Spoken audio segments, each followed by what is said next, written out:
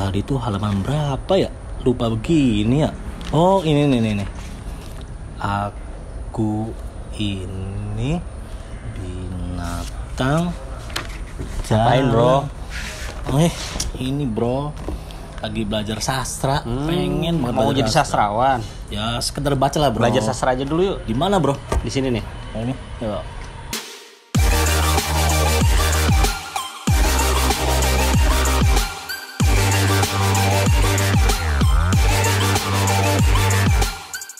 Ya, masih dengan kita di sini biasa ada Bro Revi, Bro Yuda, Bro Jo. Nah, ini ada yang beda sekarang. Kita sengaja datang ke sini untuk membahas tentang sastra karena memang beliau ini minimalnya paham tentang sastra juga. Kebetulan juga karyanya sudah banyak nih yang saya pegang nih ya. Ada beberapa karya tentang puisi luar biasa. Tapi lebih baiknya langsung dikenalkan sendiri aja ya. Namanya Sisrin Nisa Rengganis. Silakan diperkenalkan dulu. Oke, halo. Selamat siang atau Siang menjelang sore. Siang menjelang sore berarti. Siang menjelang sore. Siang menjelang sore teman-teman. Seneng banget bisa ikut collab nih sama teman-teman kelas sebelah, guru-guru yang cukup kreatif ya. Di tengah libur panjang masa sekolah hari ini, guru-gurunya nggak mau diem ya, nggak mau dia jemput bola, nggak mau liburan doang di rumah, bikin katanya tadi udah kenalan, ini akan jadi media pembelajaran juga ya, media pembelajaran, dan saya kira ini cukup efektif. Salam kenal, saya Nisa Rengganis, kebetulan sama saya juga pendidik, saya ngajar di Universitas Muhammadiyah Cirebon di jurusan ilmu pemerintahan, FISIP. Saya nulis buku puisi, saya ngelola komunitas sastra juga di kelas sastra Rumah Rengganis dan komunitas sastra Rumah Kertas. Jadi itu tempat anak-anak muda yang mau belajar nulis ya, khususnya sih memang nulis sastra. Kita juga punya apresiasi sastra, tiap minggunya kita punya program untuk bedah buku karya dari teman-teman. Seneng banget bisa ikut ngobrol di sini. Ya. Manggilnya apa manggilnya nih? Manggilnya apa? Disesuaikan aja ya, kita kan bro baru ini sis gitu ya. Oke. Sis Rengganis atau Nisa Oh Nisa. Nisa aja. Biar lebih afdol gitu. Bro Yuda, ada yang mau tanyakan? Sebenarnya seberapa penting sih kalau pengetahuan tentang sastra itu seberapa penting? Untuk Pengetahuan sastra. untuk generasi muda ya maksudnya ya. Oke, untuk generasi muda ya, ini menarik nih. Sebenarnya media sastra hari ini udah banyak banget. Kalau dulu zaman kita, mungkin kita zaman sekolah gitu, harus nulis. Yang sana sih ya. Zaman kami gitu, era cyber belum sekencang hari ini ya. Semua nulis pasti pakainya kirim tulisan ke koran. Di koran itu ada seleksi yang cukup ketat gitu kan. Terus kita menerbitin buku itu banyaknya penerbit mayor. Hari ini banyak sekali penerbit indie. Jadi kebetulan 3 buku yang saya terbitkan pun itu buku yang diterbitkan secara indie. Artinya dikerjakan oleh penerbit-penerbit independen yang kita bisa ngelola sendiri gitu. Kita punya budget berapa dan di sana ada kurasinya. Artinya seharusnya seberapa penting sih generasi muda hari ini mempelajari sastra? Sastra udah luas banget, udah sekat-sekatnya itu udah terbuka dengan lebar. Bahkan sekarang untuk bikin caption di Instagram aja kan anak-anak muda hari ini pasti udah sok-sok puitis lah ya.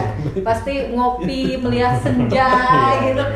Artinya saya sih berharapnya dari situ ya, dari adanya ketertarikan sastra sekarang udah bukan hanya milik para pujangga atau kita mengenal milik para sastrawan atau sastra itu hanya dipelajari di institusi-institusi pendidikan seperti Pak Raffi misalnya, Bro Raffi Bro Raffi misalnya dia belajar pendidikan bahasa Indonesia yang kebetulan sekarang jadi guru bahasa Indonesia. Artinya sekarang sastra udah dimiliki oleh kalangan luas ya. Saya dari jurusan ilmu politik misalnya, saya juga punya hak untuk menyukai sastra, mempelajari sastra. Nah, artinya sangat penting sastra itu bisa melembutkan hati orang yang tumpul ya. Jadi lebih perasa. Dan kalau kita lihat generasi hari ini yang makin banyak geng antar geng, perang antar geng gitu, atau tindakan anarkis, tindakan anarkis. Anak-anak muda hari ini dengan belajar sastra, dengan membaca sastra itu akan melembutkan hati yang keras, hati yang tumpul menjadi lebih lembut. Dan jadi sastra itu konsepnya bukan bucin ya. Iya, bukan cuma cinta-cintaan doang. Konsep dasar ketika kita mau belajar puisi pasti dibilangnya, kok kamu mau bucin gitu ya. Bucin itu apa sih? Budak cinta.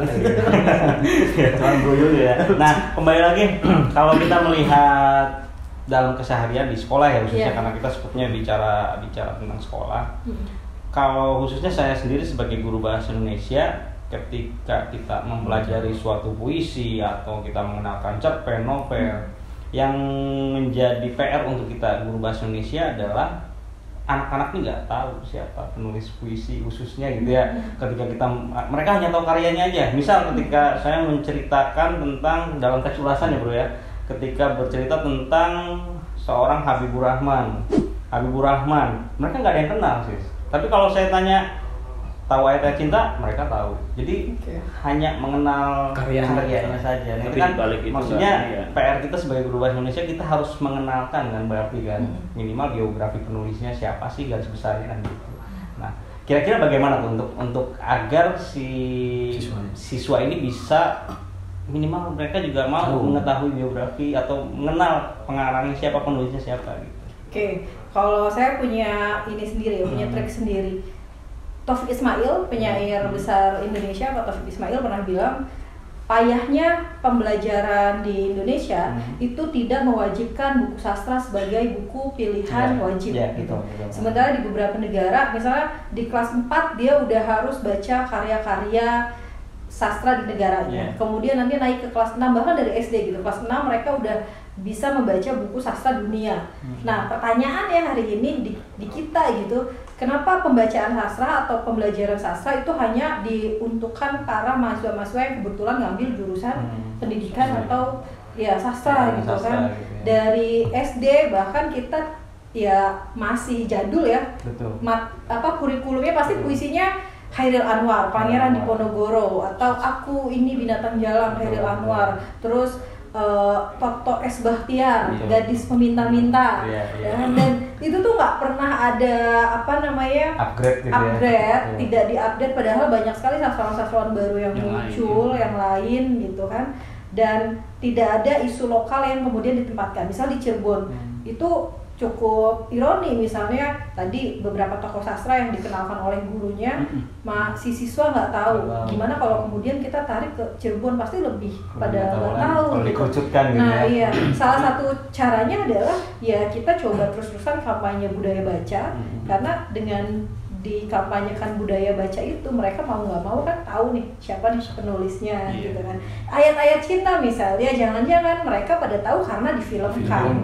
Kemudian misalnya kemarin Bumi Manusia, Bumi Manusia, karya lama itu itu karya Pram, dan itu karya besar, novel yang cukup fenomenal, sastrawan besar Pramudia Anantatur.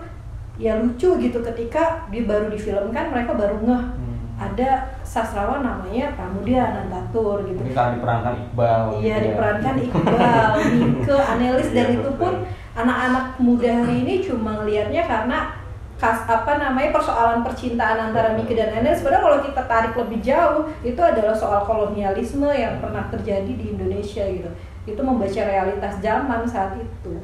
Luar biasa ya, dalam banget kalau kita. Tapi emang dari zaman saya SD, kayak gini. Kita belum lahir kayaknya. Kayak belum lahir. Ya. Yang dikenalkan memang penyair, penulis atau sastrawan yang sudah punya nama, ya kan. Saya masih melekat dalam, karena saya mungkin kayak Chairil Anwar, terus J.E. Tatengkeng yang udah besar-besar itu kan. Tapi memang kita nggak dikenalkan sih dari sekolah. Tapi nggak tahu kalau zaman sekarang, Bro Davi dan Bro Yuda yang duduk dalam ngajar bahasa Indonesia, apakah dikenalkan juga? Mungkin sebenarnya pemerintah juga berupaya ya untuk meningkatkan minat baca generasi muda di Indonesia. Mungkin salah satunya program literasi di sekolah. Literasi. Cuman memang pada kenyataannya masih ada juga yang memang belum maksimal dalam penerapannya gitu ya. kadang-kala anak disuruh literasi, ya betul membuat laporan buku dari halaman sekian sampai sekian, tapi belum tahu dibaca tengahnya kan gitu ya. Baca tunggalnya pengarangnya siapa juga nggak tahu. Untuk anak-anak yang suka membaca mungkin mereka memang bisa langsung buat resensinya seperti apa gitu. Mungkin ya ini menjadi PR. Iya, memang harus dikemas lebih menarik ya. Bahkan di sekolah pun harus dikemas lebih menarik. Misalnya kita udah tahu nih ada bakat-bakat terpendam siswa. Saya tuh ketahuan menurut guru bahasa Indonesia saya punya bakat menulis itu dari SMP gitu. Jadi pernah ada lomba menulis pelajar. Saya ingat banget dulu yang ada ini itu dialog ya, mitra dialog tuh pikiran rakyatnya Cirebon ya. Kabar Cirebon dulu namanya, Kabar Cirebon. Dia bikin lomba menulis untuk pelajar dan diiming-imingi ada hadiah waktu kerjasama itu dengan Gramedia dan hadiahnya itu voucher membeli buku gitu. Maksudnya itu juga salah satu salah satu cara untuk memotivasi, menarik ya. Jadi mereka mau nulis dan akhirnya kan mau nggak mau nulis itu ya baca gitu. Penulis adalah pembaca seumur hidup. Jadi bullshit kalau orang yang nulis itu dia cuma mengandalkan imajinasi, duduk diam ngelamun di kamar gitu kan. Itu ya nggak. Nah ini juga harus nih. Jadi jangan sampai kemudian nulis puisi itu hanya perkara menyusun-nyusun kata-kata yang penting belakangnya itu semua gitu kan. Dan dianggap itu sudah puitis. Atau menulis puisi itu yang penting pakai kata-kata romantis, cinta-cintaan itu kemudian dianggap puitis. Dan menulis puisi itu kemudian bergelap-gelapan di dalam kamar, ngelamun. Nah saya kira inspirasi itu justru datangnya tuh dari luar gitu. Kan proses entristik itu kan pengalaman batin seorang penulis kan, melihat peristiwa, membaca peristiwa gitu. Jadi ya omong kosong sih kalau dia cuma diem di kamar ngelamun, gelap-gelapan gitu, nangis-nangis. Oh udah kayak gitu sih. Jadi nanti tugas ini ya berarti tugas kita semua. Bikin ini dong, bikin kemasan yang menarik. Gimana cara entah itu dengan lomba, entah itu dengan musikalisasi puisi, kemudian dengan menerbitkan karya-karya mereka. Jadi teman-teman nih bisa menstimulus kita mau menerbitkan karya teman-teman. Nah akhirnya kan mereka mau nulis nih.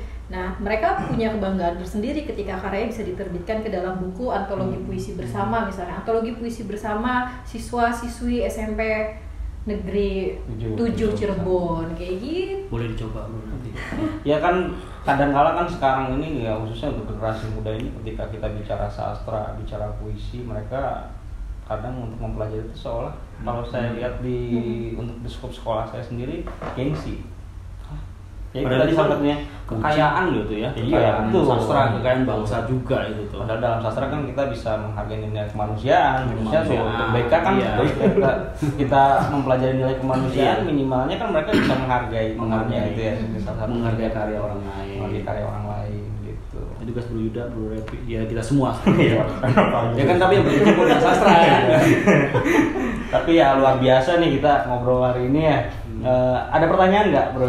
Gini, tadi sebenarnya udah disinggung ya tadi bagaimana mengemas apa namanya untuk sekarang kan zaman digital, zaman modern untuk mengemas sastra supaya diminati, ya kan, baik oleh lembaga pendidikan yang di sekolah atau yang mungkin di luar sana, tuh ada nggak itu trik gitu ya, triknya supaya diminati di zaman sekarang, zaman yang katanya kan sekarang era-eranya indie gitu kan, eranya kekinian. Nah tadi saya sebenarnya udah nyinggung hari ini tuh media sastra tuh udah tidak sekonvensional zaman-zaman kita, yang kemudian nulis puisi harus dikirim ke koran ya, disunting dulu.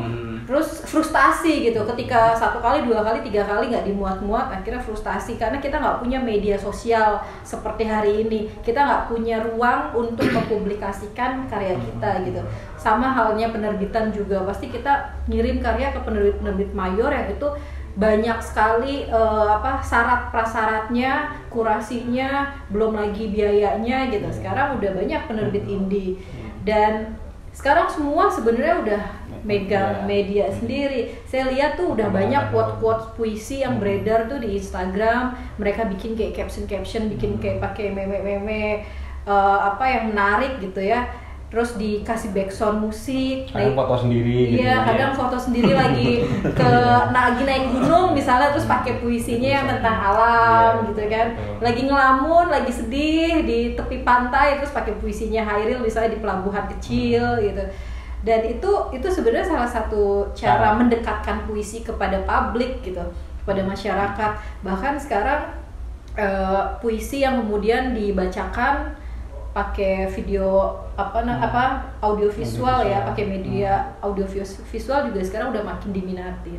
Nah, kalau secara tahapan garis besarnya, salah satu caranya adalah saya cukup bersyukur ya, cukup berterima kasih kepada para sineas di Indonesia yang kemudian mengangkat karya-karya sastra menjadi film. Karena kita suka nggak suka, kita harus mengakui akhirnya literasi ya, baca buku itu tetap kalah gitu dengan dunia visual dengan film ya. Nah, ini juga kan PR betapa rendahnya minat baca literasi ketika itu udah difilmkan. Males baca. Ya.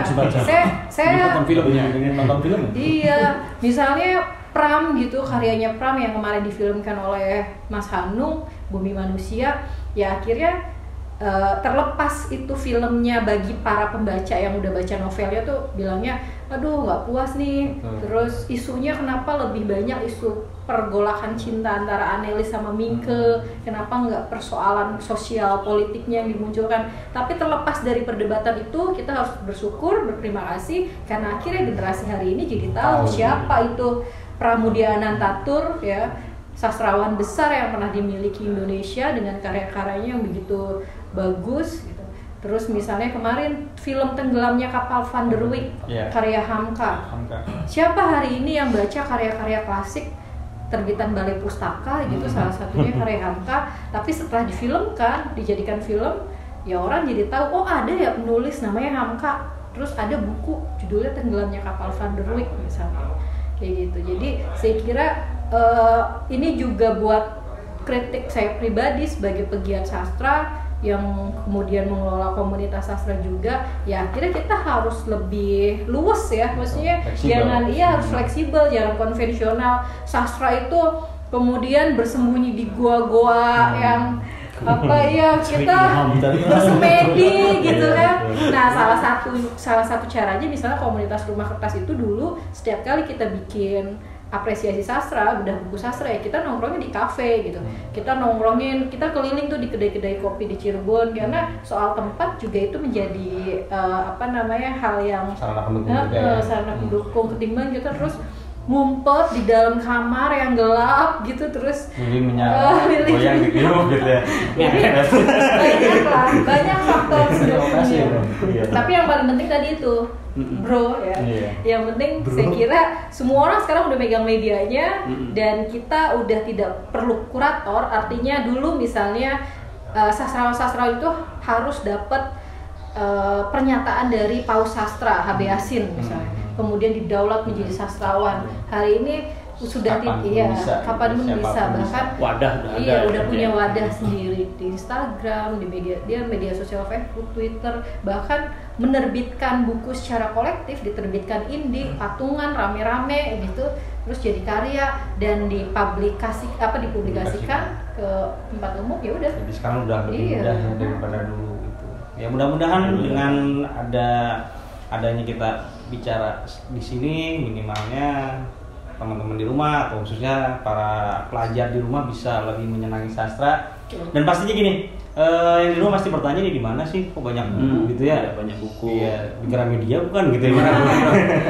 Gitu ya. Nah, untuk rekomendasinya deh, sis, di mana sih gitu? Kalau misalnya pengen ngobrol langsung kan bisa nanti kesini gitu kan. Dan pasti kan nanti di rumah pengen, misalnya ada yang pengen nulis buku atau pengen nulis sastra, bisa kan belajar di sini gitu sama. Apalagi kan punya komunitas juga ya di sini ya. Iya. Gitu ya. Juga mau itu bisa diatur. Ya, kebetulan saya sama beberapa teman punya kelas sastra di Rumah Rengganis. Rumah Rengganis itu sebenarnya ruang komunitas yang kebetulan ada toko buku kecilnya dan kedai kopi kecil. Ya. Disebut kafe juga sebenarnya bukan kafe, disebut toko buku juga ya nggak punya tempat di tempat yang strategis gitu. Ini ruang komunitas. Kita biasanya tiap pekan tuh bikin acara diskusi, bikin proses nulis. Kita biasa ngirim ke media, kemudian diterbitin. Sekarang lagi proses penerbitan karya teman-teman dari kelas sastra 2 bulan kemarin itu. Nah ini di Rumah Rengganis di Ciperna, tempatnya di Cirebon, masih di Cirebon. Dan buku-buku koleksi yang di belakang ini bisa diakses, bisa dibaca di tempat. Bisa dibaca di tempat tuh. Ini untuk yang di rumah bisa sambil baca minum ya. Sambil minum kopi di sini. Di sini juga ada buku-buku bisa sambil baca, ya kan. Santai juga tempatnya, recommended juga ya. Adem, ya kan. Mewah apa? Mepet. Ya gitu aja nih Sis Nisa, terima kasih atas waktunya. Mudah-mudahan ini menjadi hal yang bermanfaat dan tidak bosan juga nanti. Baca puisi dong, satu dong. Oh mau baca puisi? Boleh banget ya. Profesi dong. Jangan saya. Kalau saya tuh kurang pintar membaca puisi. Gimana kalau Sis? Boleh. Bisa aja. Yang mana? Ya. Biar kelihatan sastranya gitu loh. Sastrawan. Nanti dibalas oleh Bro Yuda baca puisi. Pantun nanti dunia. Kalau soal pemilihan tema itu sih kembali ke ke penulis ya. Fashion ya. Iya, banyak style menulis gitu. Dan soal membaca buku juga mau dirunut dari baca karya sastra Indonesia dulu atau karya sastra dunia gitu. Yang penting saya kira penulis tuh syaratnya adalah pembaca seumur hidup. Tidak ada kata pensiun untuk membaca gitu. Ya kita mau nulis apa kalau kita nggak kurang referensi juga ya. Nah ini satu puisi terinspirasi dari pelabuhan di Cirebon, pelabuhan Pejawanan. Saya melihat konteks hari ini, kita dulu Cirebon itu kan salah satu pelabuhan yang cukup besar ya. Dan kita lihat sekarang kondisinya itu sepi, ya, banyak perahu-perahu yang membangkai gitu. Ini saya menginspirasi saya menulis satu puisi di buku Manuskrip Sepi. Bukunya udah habis, ini terbit tahun 2015 dan mendapat penghargaan Hari Buku Puisi Indonesia. Nelayan Pantai Utara. Angin tenggara telah merelakan semua berpulang. Kapal-kapal tua melipat layar, disandarkannya di tepi dermaga. Orang-orang menangkap angin dan memanggul karang bagi tubuhnya. Gelombang memecahkan senja di pelabuhan tua. Lemparlah nasib pada kedalaman air, kepada wajah tirus para nelayan yang lebih muram dari bangkai kapal. Matanya risau merenungi langit, dadanya bergemuruh, membawa kecemasan pada langit dan bumi. Di masa silam kapal-kapal berlayar, berkibar ulam jilu bergambar 3 ekor ikan 1 kepala. Itu pertanda kapal saudagar kaya. Kini, kincir angin letih memutar musim, menyimpan perjalanan para nelayan, menimbun rindu dan kenangan. Dalam ingatannya, aroma anyir sepanjang pantai tinggal sisa. Air garam merobek tubuhnya, air mata dan luka menyatu di udara. Pada akhirnya, dermaga, kapal tua dan gudang adalah sarang bagi sepi. Cirebon 2012. Dan yang juga tepuk tangan juga pasti ya. Sekaligus saya menghadiahkan ini udah ada namanya karena ini udah habis, gak apa-apa ya, ada namanya nanti tanda tangan. Terima kasih banget. Saya menghadiahkan ya untuk teman-teman kelas 11. Luar biasa. Terima kasih. Mudah-mudahan ke depan Sis Nisa Rengganis yang lain bisa terlahir gitu ya. Orang-orang yang memang peduli terhadap sastra, orang-orang yang bisa membudayakan sastra. Mudah-mudahan generasi muda ke depan lebih banyak ya. Siap, harus. Dan seperti itu. Ya. Buku-buku makin banyak kan, makin bagus. Penulis-penulis puisi makin banyak, minimal akan banyak. Guru-guru makin kreatif. Ya. Mudah-mudahan ya. Keren, kelas 11 ya. Ya, mungkin itu saja yang akan kita bahas. Untuk tempat untuk ngobrol-ngobrol nanti langsung dengan Sis Nisa nanti ada di kolom deskripsi. Kalian yang di rumah tetap berikan komen, saran untuk video-video selanjutnya. Mudah-mudahan bermanfaat. Saya Bro Refli, Yuda, Bro Jo. Nisa. ya. Salam Guru Indonesia. Terima kasih. Assalamualaikum warahmatullahi wabarakatuh.